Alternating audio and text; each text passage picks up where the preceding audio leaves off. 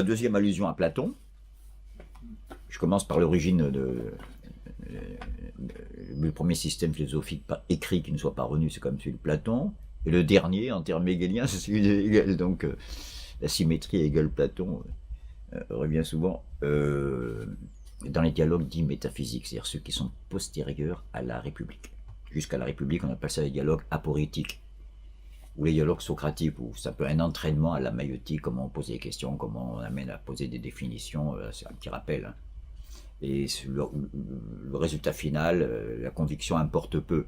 L'important est de s'entraîner à y aller. Par contre, les problèmes de fond surgissent à partir du Parménide, qui est le grand virage, après la République, le premier dialogue écrit à la République, qui est d'une telle difficulté, aussi difficile que la phénoménologie ou la logique de Hegel.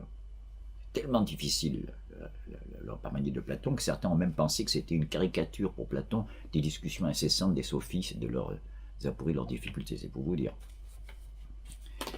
Et Hegel aime bien rappeler que Platon aurait réécrit 7 fois le Parménide.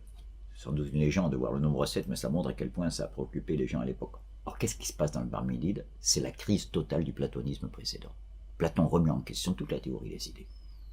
Par l'intermédiaire, c'est pour ça qu'on l'appelle comme ça, du vieux Parménide qui est dans le dialogue, comme un personnage, il est mort au moment où Platon écrit ça, Parménide, c'est un présocratique, qui a été le premier maître de Socrate. Et Parménide vient ruiner la théorie des idées. Je ne vous dis pas comment, parce que c'est extrêmement complexe.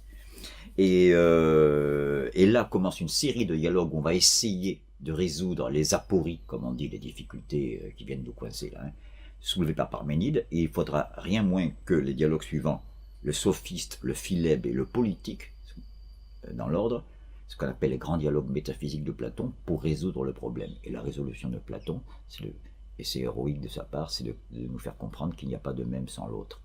Il aura fallu une crise pour que Platon comprenne que pour poser le même, il faut qu'il y ait de l'autre. Pour poser l'identité, il faut qu'il y ait de l'altérité, et ainsi de suite. Pour qu'il y ait de l'immobilité, il faut qu'il y ait du mouvement. Voilà. Grosso modo, pour qu'il y ait de l'être, il faut qu'il y ait du devenir. Voilà, je peux répondre. Donc, comme il hésite au début, dans les premiers dialogues métaphysiques, quels sont les genres de l'être? Les genres supérieurs de l'être, c'est ce que Kant appellera bien plus tard les catégories. L'un et le multiple. Le même et l'autre, c'est ça les genres de l'être chez Platon. D'accord? Il ne faut pas oublier que les Grecs sont les premiers à ne pas dire Brahma, Jéhovah, mais à parler de termes abstraits, du sacré en termes abstraits. L'un, l'être, c'est quand même un progrès, c'est une énorme différence par rapport à la conscience purement religieuse.